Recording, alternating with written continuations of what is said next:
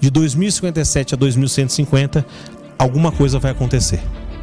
Esse período de 90 e poucos anos vai acontecer alguma coisa. E aí nós entramos na profecia propriamente dita. E eu vou dar uma sintetizada aqui para vocês pelo tempo, mas pela importância, porque vocês não estariam aqui até hoje se não vão ver essas profecias. Eu preciso ver pelo menos essas 6 aí que o senhor falou, pelo amor de Deus. Resume aí para mim. Vamos lá. Existe uma velha sentença iniciática que diz o seguinte: Deus escreveu a história com antecedência e deu-lhe o nome de profecia. Eu estou falando do que aqui? Determinismo divino. Não confundam com determinismo humano, lei de causa e efeito. É a coisa que está acima disso. Como é que chama? Determinismo divino. Todo planeta que existe no universo, inclusive a Terra, é criado por um Cristo. Cada planeta tem seu Cristo. Isso Chico já falava. Quando atingirmos essa categoria de cristianato, certamente Deus dará para nós um planeta para sermos criados. A Terra tem 5 fases programadas por seu Cristo. Todo planeta tem 5 fases programadas por seu Cristo, de uma forma mais didática falando. E o Kardec fala isso. Está lá em Kardec.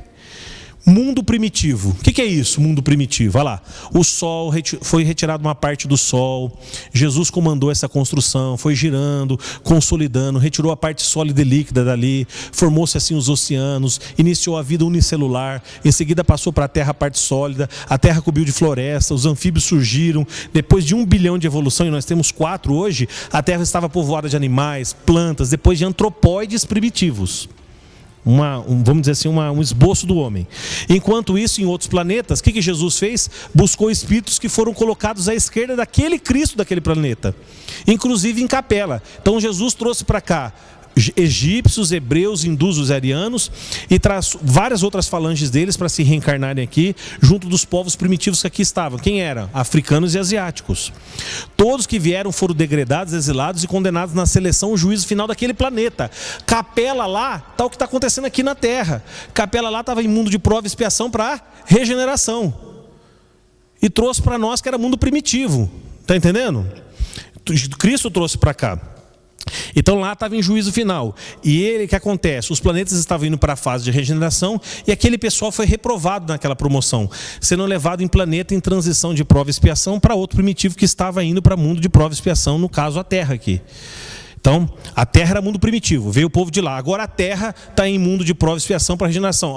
Esse povo aí vai ter que, esses maus, esses que não são empedernidos do mal, tem que ir para algum lugar. Não pode mais conviver numa terra de regeneração. Vai para onde? Para outro mundo primitivo, para um outro Cristo que vai receber como exilados. Preste atenção. Tudo isso a caminho de luz a gente vai aprendendo. Muito bem. Tais espíritos eram tão inteligentes, notem bem essa passagem, embora moralmente decaídos, esse pessoal que veio de Capela, que na primeira geração dominaram a humanidade terrestre.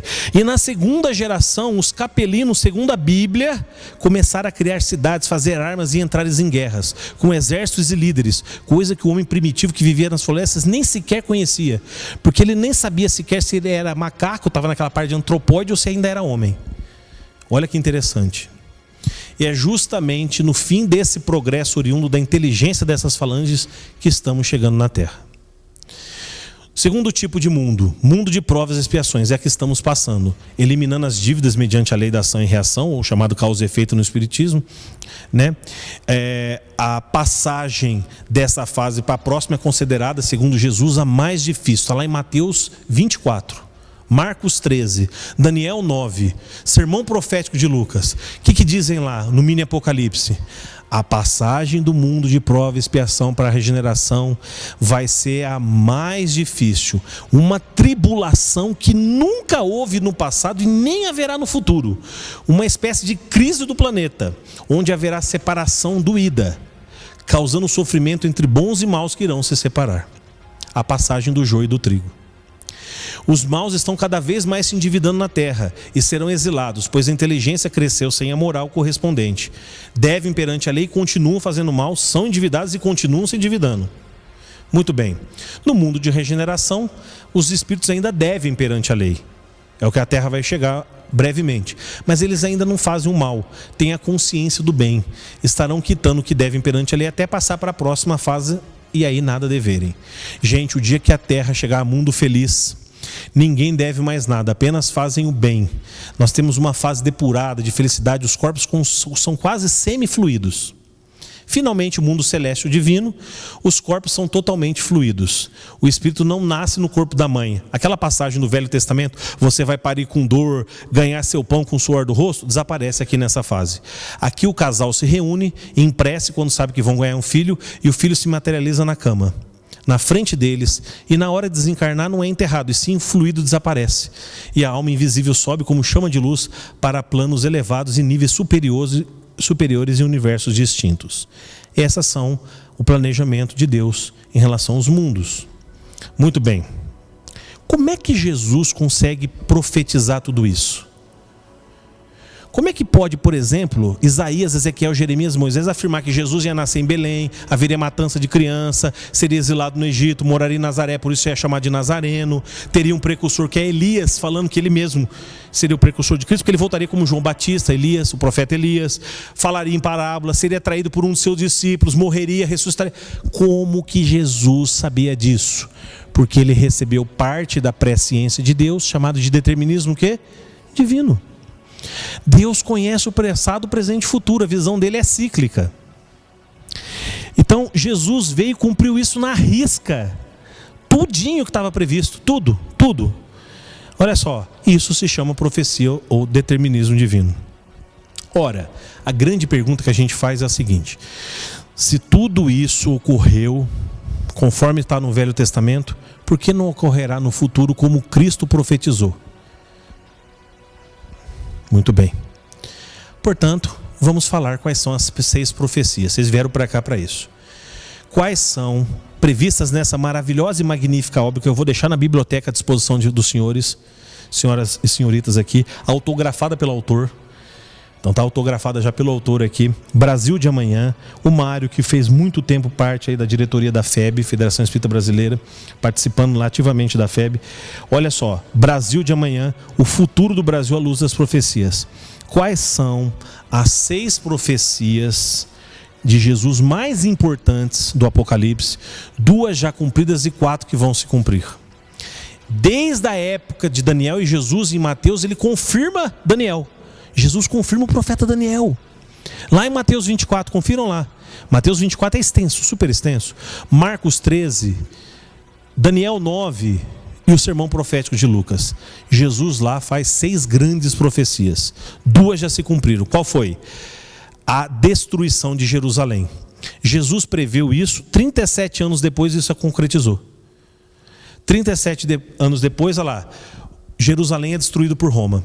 No Gólgota, Jesus profetizou para aquelas mulheres que choravam por ele, dizendo: se fazem isso comigo, imagine os galhos secos. Jerusalém, Jerusalém, um dia te destruirão e não ficará pedra sobre pedra. Bom, olha lá, nós vimos que pedra sobre pedra, que a fúria dos romanos era tão grande para chegar a invadir Jerusalém, que eles arrancaram até as calçamentos da cidade. Muito bem. Tem outras coisas interessantes que Jesus, além de profetizar, ele antecipa os acontecimentos. Por exemplo, Jesus um dia falou o seguinte, disse a 2 discípulos assim, olha só o que ele disse, que ele cria no acontecimento. Quando Jesus chegou de Jerusalém, disse a 2 discípulos para sentar perto de um poço na entrada da cidade. Quando chegar um homem para tirar água, sigam esse homem. Na casa que ele entrar, digam ao dono da casa que o mestre pretende fazer a ceia, e ele indicará o lugar da casa para fazê-la. Depois de mulheres irem ao poço, veio então esse homem, e tudo se cumpriu, e indicou ainda o cenáculo para a ceia. Mas, gente, como é que Jesus fez isso tudo? Como que ele criou esses acontecimentos? Contando com a ajuda dos espíritos superiores, evidentemente, né? E assim foi os acontecimentos acontecendo. Esse é o poder de Cristo. Muito bem. Agora vamos lá. Como que Jesus fará então na transição de provas e expiação para a regeneração, para que multidões de pessoas se desloquem até o anticristo para cumprir a sua própria profecia, que ficará apenas na terra um único rebanho, que é 1/3 da humanidade, segundo o profeta Zacarias, utilizando o próprio mal. Olha que interessante aqui. Vamos imaginar numa travessa que tem areia com açúcar. Se a gente pôr no ventilador, a gente consegue separar? Não. Se a gente pôr numa peneira, a gente consegue separar? Não. Se a gente pegar uma pinça, a gente consegue separar? Olha, gente, se vocês falar que consegue, imagina o tempo que vocês vão gastar para conseguir isso aí, né? Então, Como que seria o jeito mais fácil de separar essa areia do açúcar? Chamando as formigas. As formigas iam lá, pegavam o docinho, levava e ficava areia. Presta atenção nessa metáfora.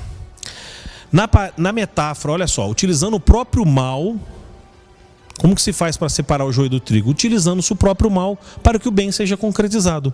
O anticristo, portanto, estará sem saber atuando a favor de Jesus para a seleção do joio do trigo, daqueles que ficarão à esquerda, que serão exilados da terra, e aqueles que ficarão à direita, que serão os herdeiros da terra. Nessa metáfora da areia misturada com açúcar, somente as formigas poderiam fazer a separação.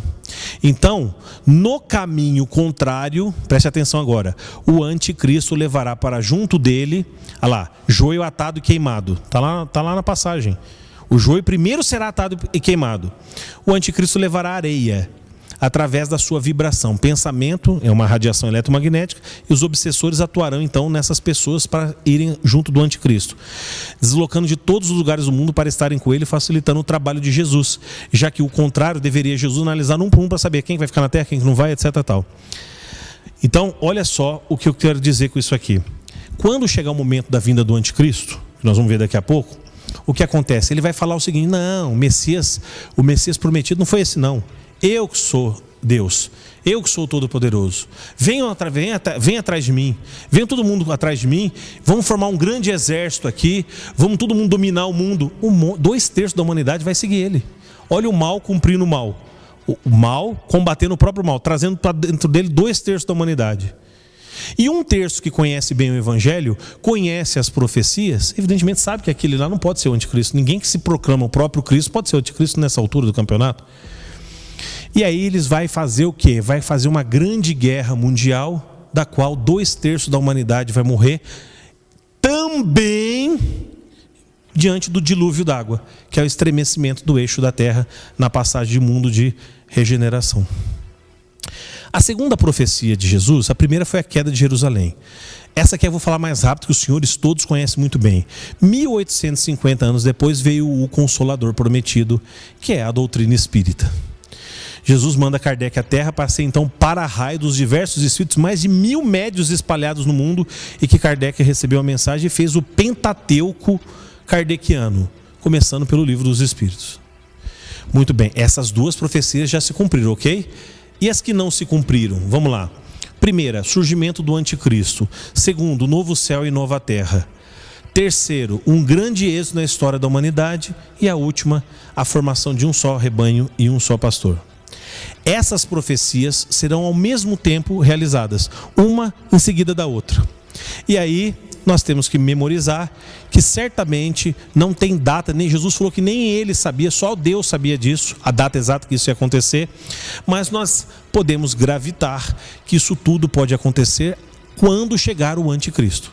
Quando chegar esse homem querendo governar o mundo, fazer um plano de um governo mundial, de uma nova era da economia, de um novo plano global de economia, todo mundo concretizado, enfim, toda aquela previsão de alguém querendo um poder bélico, e esse homem trabalha para as trevas, evidentemente de um Deus desconhecido.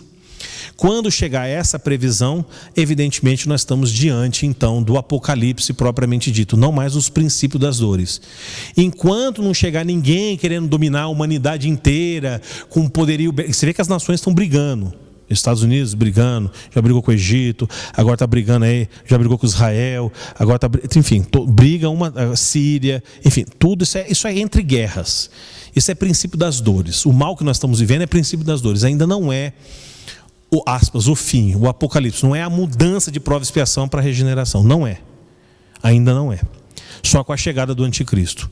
Mas nós temos que meditar aqui hoje de 2057 até 2150, se é que vocês captaram a mensagem até aqui. De tudo que nós vimos aqui. Nesse período de 93 anos aí de muita reflexão, 2057 a 2150. Muito bem. E terminando aqui finalmente, pedindo desculpa do tempo, mas pela importância do tema, o surgimento do anticristo, olha lá, a doutrina bíblica fala sobre o anticristo, será um rei de feroz capa dura, tudo fará segundo a sua própria vontade, é o homem da iniquidade, o filho da perdição, a abominação da desolação em Mateus 24, no lugar santo. Quer dizer, como é que pode num lugar santo ter alguém fazendo atrocidade. Ele promoverá destruição nunca imaginadas, agirá sob o comando de ferro de um Deus, uma besta invisível, desconhecida da humanidade, aquela que foi aprisionada por 1000 anos, lembrem bem disso. Sua presença na terra desestabilizará as nações e fará com que os povos se misturem como as vacas agitadas no oceano. Olha as profecias. Levantar-se-á contra o príncipe dos príncipes, ou seja, Jesus, mas será quebrado sem esforço de mãos humanas. Ou seja, ele não será esse anticristo morto na guerra mundial, na terceira guerra mundial, no chamado dilúvio de fogo por Pedro, mas sim pela convulsão do planeta nesse estremecimento que a Terra vai dar, no chamado dilúvio d'água, do choque das placas tectônicas. A característica principal do anticristo é confundir até os eleitos, dizendo que Jesus não foi o Messias, e sim ele. Exigirá, portanto, a adoração da humanidade como se fosse o próprio Messias ou o próprio Deus. Segundo Ezequiel, 2/3 da humanidade, aqueles que devem e continuam fazendo mal, aceitarão a pregação do anticristo e se aglutinarão junto dele. 1/3 restante não aceitará porque estarão iluminados pelo evangelho de Cristo. São aqueles que devem ainda, mas ainda fazem o bem. Assim a mensagem do anticristo será: vem para cá, vamos dominar o mundo, vamos guerrear. Isto acontecerá para cumprir a profecia de Jesus em João e na parábola do joio e do trigo. Olha só que interessante. Deixai crescer, a parábola dizendo, junto o joio e o trigo, e no momento da colheita, atenção, primeiro o joio, quer dizer, a parte ruim, será atada e queimada. E depois, só depois da parte ruim ser atada e juntada, você vê a importância do anticristo. Ele vai pegar esses 2/3 primeiro. E só depois disso, olha lá, os anjos ajuntarão o trigo no meu celeiro. Quer dizer, se ainda tiver pessoas lá no hemisfério norte, em tudo quanto é lugar espalhado, e ficarem desesperados, são pessoas boas, os anjos trarão para o hemisfério sul. Portanto, os anjos ajuntarão o trigo, mas primeiro o joio será juntado, atado e queimado, quer dizer, juntado. Note a sutileza da parábola, pois primeiro o anticristo junta o joio. Lembrando a parábola da areia que eu fiz aqui. Para depois os anjos, os espíritos superiores, juntarem o trigo, ou seria o açúcar aqui. Onde estiverem, trazendo para o hemisfério sul, se aqui já não estiverem, para junto dos que ficaram. Portanto, o anticristo trabalhará sem saber para Jesus, a serviço do Cristo, porque o mal está circunscrito pelo bem.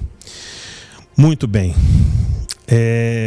Bom, aqui nós temos então o livro Coração do Mundo, Pátria do Evangelho, que muito mostra em partes cifradas muito disso que nós estamos falando. E esse trigo que eu falei, onde estiver no mundo ainda perdido, será intuído pelas forças divinas, os bons espíritos, tangido pelos acontecimentos de guerras, de querendo paz, e vai vir para o hemisfério sul, onde vai ter realmente mais paz. E segundo as profecias, a América do Norte, Europa, Ásia, Oceania e Austrália, todas entrarão em guerra, exceto a América do Sul, porque segundo as profecias será preservado por Jesus, trará para cá o seu rebanho único, o maior êxodo da história que vai acontecer, pois passada a fase de provas e expiações, retirado o anticristo e 2/3 da humanidade, elevado para esses mundos inferiores, onde recomeçarão a lição de humanidade, o que restar aqui na terra, 1/3 será o trigo profetizado por Jesus. Assim, a partir da América do Sul, esse 1/3 se espalhará pelo mundo na nova fase de regeneração. Muito bem. E o Apocalipse de João diz assim: eu vi um novo céu e uma nova terra. Vi a cidade santa, a nova Jerusalém, que descia da parte de Deus ataviada como noivo para o seu esposo. Essa cidade de Deus, essa nova Jerusalém, são as falanges de espíritos do infinito, que descerão sobre esse rebanho único e darão impulso extraordinário. Ou seja, vão vir espíritos de mundos mais evoluídos para a terra em regeneração, ajudando a realização do mundo novo. As crianças da nova era, a 7ª raça da terra. Eu não gosto de botar rótulo aqui não, porque rótulo no meio espírita dá problema. Crianças índico, crianças cristal, vamos falar, crianças da nova era, igual Kardec falou em obras póstumas. Muito bem. Portanto, na mudança de mundo primitivo para a prova e expiação, desceram espíritos endividados para a terra. O exemplo de Capela. E agora, na mudança de prova e expiação para a regeneração, vai vir espíritos redimidos do infinito, de mundos ainda superiores para a terra. Muito bem. Novo céu e nova terra, só para resumir aqui. Novo céu, porque a terra entra num novo ciclo de evolução, chamado mundo de regeneração, era de Aquário. E nova terra, por quê? Porque a terra vai sofrer, então, um estremecimento, o chamado abalo no eixo da terra, os continentes serão todos remexidos, vai haver um dilúvio de água, face à movimentação das placas tectônicas, que causará também terremotos. Nós vimos aqui em Kardec, isso vai acontecer, tudo isso acontece em 25.868 anos. 25.868 anos. E isso já aconteceu e que fez com que a Atlântica fosse submersa. Nós já falamos aqui. Muito bem. Já vimos o movimento do peão, da precessão, etc. tal. O grande êxodo da Terra nós já falamos aqui, que é 1/3 vai ficar aqui, que vai restar dessa terceira guerra mundial, que é o dilúvio de fogo, e mais do dilúvio de água, que é o eixo da Terra que vai se deslocar. Pietro Baldi aqui, tem muito texto do Pietro Baldi falando e reforçando o que Chico Xavier falou em Brasil, Coração, Mundo, um Pacto do Evangelho, de forma absurda. E depois nós temos a formação de um só rebanho, um só pastor, que são aquelas pessoas, os espíritos que vão reencarnar na Terra, recebendo a Terra regenerada. Muito bem. E aí termina aqui em Brasil, Coração do Mundo, Pátria do Evangelho, Humberto de Campos, uma coisa maravilhosa, frases maravilhosas que eu vou deixar na internet oportunamente aqui. E Jesus falando que vai ordenar a reencarnação de muitos espíritos já purificados no sentimento de humanidade e mansidão, entre as raças oprimidas e sofredoras. Então notem bem aqui, e termina ele falando exatamente aqui, Brasil, Coração do Mundo, Pátria do Evangelho. Olha só, foi por isso que o Brasil, onde confraternizam hoje todos os povos da terra e onde será modelada a obra imortal do Evangelho de Cristo, muito antes do Tratado de Tordesilhas, que ficou as balizas das possessões espanholas, trazia já em seus contornos a forma geográfica do coração do mundo. As fontes, então, são o livro Brasil de Amanhã, palestra de lançamento que eu fui do próprio Mário, que teve essa iluminação toda, a minha obra que nós colocamos aqui sobre a questão dos mundos, etc. tal. Está aí a obra do Mário, Brasil de Amanhã, que fica a dica para todos, a leitura e muita reflexão. Retém o que for bom, seja na minha fala, seja na minha obra, seja nas coisas que nós vimos. Retende aquilo que for bom, está na profecia. O que forem bom para vocês, retende aí. E aí está a obra final. Mi dulce Señor Jesús.